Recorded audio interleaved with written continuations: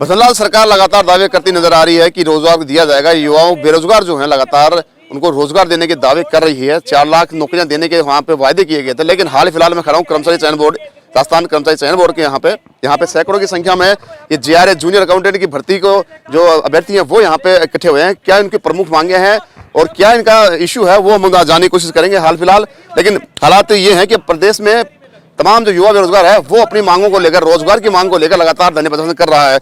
मैं सबसे पहले आपके पास आना चाहूँगा, क्या पूरा मामला, क्यों इकट्ठे हुए आप यहाँ पे? सर, हमारा 17 दिसंबर को जूनियर अकाउंटेंट भर्ती का परिणाम जारी किया गया था, जो कि 5400 पदों पर भर्ती हुई थी। उसमें से लगभग 4900 पदों पर परिणाम देकर 450 पदों को प्रोविजनल रखा गया था। उसमें कोई खास कारण नहीं था। अगर डीटीए और बोर्ड समन्वय से रिजल्ट निकालते 2-4 दिन और लेके तो हम सब का परिणाम एक साथ क्लियर होता, साथ में ज्वाइनिंग मिलती। अभी जो भाजपा सरकार है वो हर महीने लगभग रोजगार मेले लगा रही है, ज़्यादा से ज़्यादा पदों पर नियुक्ति देना चाह रही है। लेकिन सर, हमारा परिणाम बोर्ड के अध्यक्ष साहब निकाल नहीं रहे हैं, क्योंकि हमारा जो मूल विभाग है उसने हमारा डेटा क्लियर करके जो भी प्रोविजनल इश्यूज थे क्लियर कर दिए, डेटा बोर्ड में भेज दिया, ताकि हमें भी उनके साथ ज्वाइनिंग मिले, हमारी सर्विस साथ में चालू हो, हमें होम पोस्टिंग मिले, जो कि डीटीए जो हमारा मूल विभाग है वो होम डिस्ट्रिक्ट में ही पोस्टिंग देता है। सर, हमारा ऐसा कोई भी इश्यू ऐसा नहीं रहा है कि हमारा परिणाम रोका जाए। हम लोग लगभग 460 अभ्यर्थी हैं और उनमें से लगभग 400 का डाटा बोर्ड अपने मूल विभाग ने भेज दिया है। कुछ अभ्यर्थी ऐसे हैं जो कि जिनके डेटा में वेरिफिकेशन में टाइम लगेगा, जिनके आउटसाइड डिग्री है, पीएस सर्टिफिकेट है और स्पाउस बेस पर किसी के डिग्री वगैरह है, डिवोर्स वगैरह की, तो उनमें जेन्युइनली टाइम लगना है। लेकिन जो मैक्सिमम डाटा जो उन्होंने क्लियर करके भेजा है उसका परिणाम बोर्ड जारी कर सकता है। हमने इस मांग को लेकर अपने डीटीए साहब से, एसीएस साहब से मुलाकात की, तो उन्होंने कहा कि अभी परिणाम जारी कर देना चाहिए। कोई ऐसा मेजर इश्यू ऐसा बचा नहीं है कि जो लोग लायक हैं इस नियुक्ति प्रक्रिया में शामिल होने के लायक हैं, कम से कम उनको शामिल किया जाए। हम चाहते हैं कि हम 12 तारीख को जो रोजगार मेला लगा रहे हैं मुख्यमंत्री साहब, हम उसमें शामिल हों, हमें भी नियुक्ति पत्र मिले और हम इस पीड़ा से दूर हों जो हम रोज़ रोज़ दूर दूर से, राजस्थान के दूर दूर के इलाकों से यहाँ आते हैं ऐसी कड़ाके की सर्दी में। तो हमारी ये मूल मांग है, हमारा परिणाम जारी करें, हमें राहत प्रदान करें। सवाल ये भी है, कितने कुल पद थे जिन पे निविदा निकाली गई थी, विज्ञप्ति निकाली गई थी? 5400 पदों पर निकाली गई थी श्रीमान जी, और उसके बाद लगभग 4900 पदों पर परिणाम जारी कर दिया। 460 पद ही ऐसे थे जिनको प्रोविजनल रखा गया था। उनमें से लगभग 200-250 तो ऐसे थे जिनकी कैटेगरी का था एमई वालों का, जो कि कोई मेजर इश्यू नहीं था, वो ओनली समन्वय से ही निकल जाते। कुछ लोगों के छोटे मोटे इश्यूज थे, सर्टिफिकेट में नेम करेक्शन वगैरह का, क्या किसी ने कोई डॉक्यूमेंट सबमिट नहीं कर पाया, जो भी उन लोगों ने सबमिट कर दिया। अभी हम अपने विभाग में जब वार्तालाप करके आते हैं तो उन्होंने कहा हमने आपका डाटा लगभग 400 का बोर्ड में सबमिट कर दिया है और उनको बोल भी दिया है कि आप इन बच्चों का रिजल्ट जारी कर सकते हो। अब अगर बोर्ड चाहे तो हमारा परिणाम जारी हो जाए। क्या कारण विशेष रहा होगा कि जो आपके जो बचे हुए अभ्यर्थी हैं उनका जो रिजल्ट है वो नहीं जारी किया जा रहा? कारण कुछ नहीं है सर, वो हमने पहले बात की तब सर कह रहे हैं कि आप हमारी प्रायोरिटी में नहीं हो। अभी हमें प्रायोरिटी क्या होती है, क्या कहते हैं? वो कहते हैं कि सर हमारे ऊपर दबाव है, हम पहले सीएचओ का, शिक्षक भर्ती का इनका परिणाम देंगे। आपका जो परिणाम है हम 4900 पदों पर तो जारी कर चुके हैं, आपका प्रोविजनल है, जैसे जैसे डाटा आएगा हम आपका क्लियर कर देंगे। मतलब हमें पूरा डाटा चाहिए 460 का, लेकिन सर वो अभी हाल फिलहाल सर वो नज़र नहीं आ रहा है, क्योंकि कुछ लोगों का तो जेन्युइनली अपात्र भी घोषित होंगे उनमें से 460 में वेरिफिकेशन के दौरान, तो उसमें जेन्युइनली टाइम लगना है। और जो लोग बचेंगे कुछ उनके वेरिफिकेशन में आउट स्टेट की डिग्री है, अदर स्टेट में वहाँ वेरिफिकेशन हो रहे हैं, लेकिन वो चीज़ें अभी टाइम लेंगी। लेकिन हम जो लोग अभी इस स्थिति में हैं कि हम उनके साथ ज्वाइनिंग ले सकते हैं, अपनी अच्छी रैंक के साथ हमने सिलेक्शन लिया। हम में से मैक्सिमम लोग ऐसे हैं जो जनरल कट ऑफ से क्लियर करके आ रहे हैं, हायर हमारी रैंक है, लेकिन हमें सर अगर उन्होंने पोस्टिंग ले ली, उन लोगों ने, हमारे जिले की सीटें भर जाएंगी, हमें पोस्टिंग नहीं मिलेगी, हमारी सर्विस भी उनसे पीछे स्टार्ट होगी। ये हमारी इश्यूज है सर, हम बेरोजगार हैं, हमारी मांग जायज़। बिल्कुल, देखिए शायद कर्मचारी चयन बोर्ड, राजस्थान जो कर्मचारी चयन बोर्ड है उसके समझ से परे हो रहा है कि किसका रिजल्ट जारी किया जाए, किसका नहीं किया जाए। जबकि जैसा कि अभ्यर्थियों ने बताया कि यहाँ पे पीड़ित हैं, कुछ एक अभ्यर्थी है बिना किसी मेजर इशू के उनका रिजल्ट रोक लिया गया है। हालात ये हैं कि अब धरने प्रदर्शन की नौबत आ चुकी है, आंदोलन जो है वो तेज होता नजर आ रहा है। मेरे साथ कुछ महिलाएं भी मौजूद हैं। क्या नाम आपका? पूजा सोहेल। पूजा, क्यों पहुंचे हैं आप? सर, जेआरए के जैसे प्रोविजनल कर दिया, छोटी मोटी मिस्टेक की वजह से जो हमने सबमिट भी करवा दी, किसी के एफिडेविट की कमी थी, किसी के कुछ नाम में मिस्टेक वगैरह, तो वो क्लियर होने के बावजूद भी हमारा प्रोविजनल हो गए। चलो ठीक है फिर, लेकिन अब क्लियर कर देना चाहिए हमारा रिजल्ट। क्या मनसा लग रही है कि अब जारी नहीं किया जा रहा? क्या मनसा लगती है आप? सर, हम तो चाहते हैं कि है ना हमारा जल्द से जल्द रिजल्ट जारी किया जाए। बोर्ड अध्यक्ष से मुलाकात हुई आपकी? सर, पहले आए थे हम, 26 तारीख को भी आए थे, 2 तारीख को भी आए थे हम, 18 को भी आके 3-4 बार आके गए। सब आश्वासन ही देते कि हाँ निकाल देंगे, केवल आश्वासन देते हैं? आश्वासन देते हैं सर। अब क्या रणनीति रहने वाली आगे? रणनीति तो यही है कि निवेदन करना है, हमको रिक्वेस्ट करनी है कि हमारा भी रिजल्ट। निवेदन से नहीं मांगी तो आपकी मांग है? सर धरना प्रदर्शन होगा, आंदोलन होगा? निवेदन करेंगे सर, रिक्वेस्ट कब तक करेंगे निवेदन? एक तय सीमा तक? सर हम तो निवेदन ही कर सकते हैं उनको, इतने वो तो है नहीं। देखिए, लगातार जो अभ्यर्थी हैं वो अपनी पीड़ा बयां कर रहे हैं कैमरों के सामने, लगातार मीडिया इनको कवर कर रहा है, लेकिन हालात ये हैं कि सरकार के नुमाइंदे जो बैठे हैं अंदर, उनके कानों तक जूं तक नहीं रेंगती। ये इस कड़ाके की सर्दी में प्रदेश के विभिन्न अंचलों से यहाँ पहुँचते हैं, रोज माथा फोड़ते हैं अपना और यहाँ से रवाना हो जाते हैं। केवल इनको आश्वासन के अलावा कुछ नहीं मिलता, नौकरियां बहुत दूर की बात है। जहाँ पर मुख्यमंत्री भजनलाल शर्मा लगातार विवादों में घिरे हुए हैं, जब से सरकार बनी है, सत्ता में बैठे हैं, तब से लगातार इनके मुसीबतें हैं वो कम होने का नाम नहीं ले रही। लेकिन युवा और महिला वर्ग विशेष रूप से आंदोलनरत है। क्या नाम आपका? सर नितिका। नीतिका, लगातार आप आंदोलन भी कर रहे हैं, आप निवेदन भी कर रहे हैं, कब तक निवेदन करेंगे? जैसे आपके साथी ने बताया मुझे। सर अगर निवेदन से वो मानते हैं तो ठीक है, नहीं तो धरना तो करना ही पड़ेगा। हमारे पास कोई ऑप्शन नहीं है क्योंकि हम लोग भी परेशान हो रहे हैं। हमारी गलती सिर्फ इतनी सी है कि हम लोग मेरा मैटर है कि मैं यूनिवर्सिटी वेरिफिकेशन की वजह से रुकी हूँ, पर इनके पास एक सफिशिएंट टाइम था कि ये इन चीज़ों को क्लियर कर सकते थे क्योंकि हमारा डीवी 25 अक्टूबर को ख़त्म हो गया था और हमारा रिजल्ट निकला है 17 दिसंबर को। इस बीच 2 महीने का टाइम था। ये चाहते तो सबको क्लियर कर सकते थे, पर इन्होंने नहीं किया। ये इनकी जिम्मेदारी बनती थी, पर इन्होंने नहीं किया। तो ठीक है, आपने नहीं किया। आप 17 दिसंबर के बाद डीटीए ने 26 दिसंबर को एक लिस्ट भेजी थी, डेटा भेजा था। उसके बाद 2 जनवरी को फिर से उन्होंने डेटा भेजा है, पर बोर्ड की तरफ से कोई ऑप्शन ही नहीं आ रहा। मतलब वो रिस्पॉन्स ही नहीं देने को तैयार है, वो रिस्पॉन्स देने को तैयार नहीं है, वो कुछ नहीं कर रहे हैं, उनकी तरफ से कोई एफर्ट नहीं है। डीटीए ने अपना काम किया है बट ये लोग एफर्ट देने को तैयार नहीं है।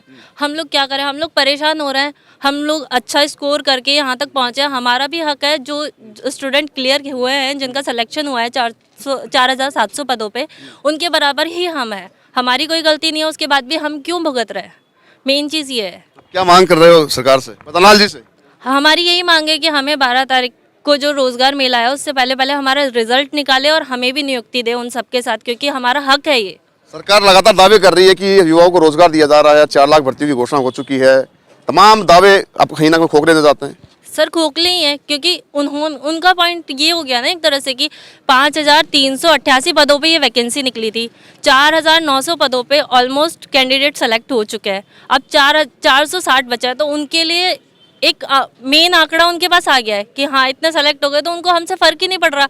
पर हम भी तो इम्पोर्टेंट है ना। बिल्कुल, देखिए कितनी बड़ी विडंबना है यहाँ पे कि 460 पद जो अभ्यर्थी हैं वो दर की ठोकरें खा रहे हैं और तमाम जो 5400 पदों में भर्ती निकली थी वो आराम से नौकरियां कर रहे हैं, जिनको नौकरियां मिल गई हैं। लेकिन जिसको नहीं मिली है किसी छोटे से इशू के चक्कर में, इस सरकारी मशीनरी की उदासीनता और ढिलाई के चक्कर में ये अपना खामियाजा भुगत रहे हैं। साफ ये बात भी साफ है कि सरकारी महकमों में काम बिना घूस के नहीं होता। शायद ऐसा ही कुछ मानस बोर्ड अध्यक्ष ने बना रखा हो, हालांकि मैं नहीं कह रहा है, लेकिन इनकी विडंबना देखिए। एक अभ्यर्थी जो मेरे सामने खड़े हैं वो लगातार कोशिश कर रहे हैं कि उनकी रोजगार की मांग जो पूरी हो जाए। 12 तारीख को रोजगार मेले लगाए जा रहे हैं सरकार द्वारा, लेकिन ये वहाँ पे केवल मुंह देखते रहेंगे, यहाँ पर रोज माथा फोड़ेंगे अपना आके, लेकिन इनकी मांग नहीं सुनी जाएगी। मैं चौधरी, क्या नाम आपका? राहुल सर। राहुल, वापस यहाँ पे धरने पे आ गए आप? सर मैं आपको बता देना चाहता हूँ, जितने भी लड़के ये खड़े हैं सबके कट ऑफ से ज़्यादा नंबर है। हमसे कम नंबर वाले 12 तारीख को अपॉइंटमेंट ले रहे हैं, हम यहाँ खड़े हुए हैं और सिस्टम की खामी की वजह से यहाँ खड़े हुए हैं। लगभग 4900 पदों पर रिजल्ट घोषित हो चुका है। 460 कैंडिडेट हम जो प्रोविजनल में रख दिए गए हैं। कई लड़के और कई लड़के ऐसी हैं जिनके बिल्कुल भी खुद की गलती कुछ बिल्कुल नहीं है, सिस्टम की मिस्टेक है। कोई किसी को एमई में, जो हाईकोर्ट एमई वाले हैं, उनको ये काउंट नहीं कर पाए कि इसको एमई काउंट करे, कैटेगरी काउंट करे, उस वजह से उन्होंने रिजल्ट रोक लिया। जबकि वो दोनों जो किसी भी जगह काउंट होते तो उनका रिजल्ट आता। सब ये कट ऑफ से ज़्यादा नंबर वाले खड़े हुए हैं।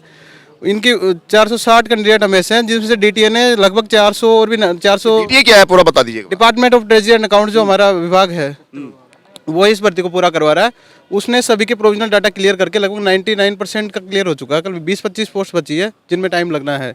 उन्होंने वहाँ से डाटा क्लियर करके बोर्ड को भेज दिया कि इन सीट्स पे रिजल्ट निकाल दीजिए, बाकी जो बची है 1% उसमें हमें टाइम लगेगा और इनको हम इसमें 12 तारीख को अपॉइंटमेंट दे देंगे। लेकिन बोर्ड अध्यक्ष साहब जी का कहना है कि हमें अभी आपकी भर्ती जो है प्रायोरिटी पे है ही नहीं, अभी हमारे ऊपर प्रेशर है। हम रीट और क्या प्रेशर बता रहे हैं? प्रेशर ये है कि 12 तारीख भजनलाल जी ने मना कर दिया। भजनलाल जी ने भजनलाल जी सरकार ने इन्होंने कहा है नंबर ऑफ वैकेंसीज हमें 12 तारीख को बढ़ानी है। हमारी जो वैकेंसी है ये जूनियर अकाउंटेंट की, इस नाम तो आ ही गया, 90% पोस्ट भरी गई। अब इनको नंबर ऑफ वैकेंसी। सबसे बड़ा सवाल यहाँ पे, जैसे कि आपने बताया कि नंबर ऑफ वैकेंसी बढ़ाने का प्रेशर बता रहे हैं अपने आप पे, तो आप किसी को उछेड़ दोगे अंदर? यही सर, यही हम कह रहे हैं कि नंबर ऑफ वैकेंसीज बढ़ानी है तो फिर इसको एक साथ ही पूरी कर दे। 99% कर दी, हम उनसे ज़्यादा नंबर लाते हुए यहाँ खड़े हैं आज। हमें अपॉइंटमेंट नहीं मिला, उनको अपॉइंटमेंट हो जाएंगे, 12 तारीख को उनकी सैलरी स्टार्ट हो जाएगी, हमारी फिर जटिलताएं बढ़ जाएगी ज्वाइनिंग में सर। इस वजह से हम यहाँ आज इकट्ठे हुए हैं और आलोक राज जी से मिलेंगे। अभी निवेदन पहले बहुत निवेदन कर लिया, आज अब देखते हैं उनका क्या व्यू रहता है, उसके हिसाब से फिर आगे की रणनीति क्या बनाएंगे। रणनीति रहने वाली है? अभी देखते हैं क्या रहता है, पहले उनसे बात करेंगे। अगर वो 12 तारीख से पहले निकालने के लिए एग्री हो जाते हैं तो हम यहाँ से शांति से चले जाएंगे, नहीं तो फिर हम सचिवालय में एसीएस फाइनेंस के पास जाएंगे, डीटीए में डायरेक्टर भूपेश जी माथुर के पास जाएंगे, उनसे बात करेंगे और फिर आगे की रणनीति बनाएंगे। एक कहावत मुझे याद आ रही है कि यदि मांगने से हक मिलता तो महाभारत और रामायण नहीं होती। ऐसा ही कुछ नज़ारा यहाँ पे देखने को मिल रहा है कि ये निवेदन कर चुके हैं अभ्यर्थी लगातार इस कड़ाकी ठंड में भी। बोर्ड अध्यक्ष की बात करें, बात सरकार से कर लें, लेकिन इनकी मांगे हैं वो अधूरी की अधूरी आज भी बनी हुई है और पहले भी बनी हुई थी। अब देखते हैं कब तक इनकी मांगे पूरी होती हैं। लेकिन हाल फिलहाल मैं सबसे सामने ये कहना चाहता हूँ कि भजनलाल सरकार जहाँ पर लगातार आप विवादों में गिर रहे हो और युवाओं के साथ उठाघात हो रहा है, वो कहने का बंद करें, उनको तुरंत प्रभाव से नौकरियां देने का, रोजगार देने का जो वादा किया था आपने उसको पूरा किया जाए। क्या नाम आपका? अनिल।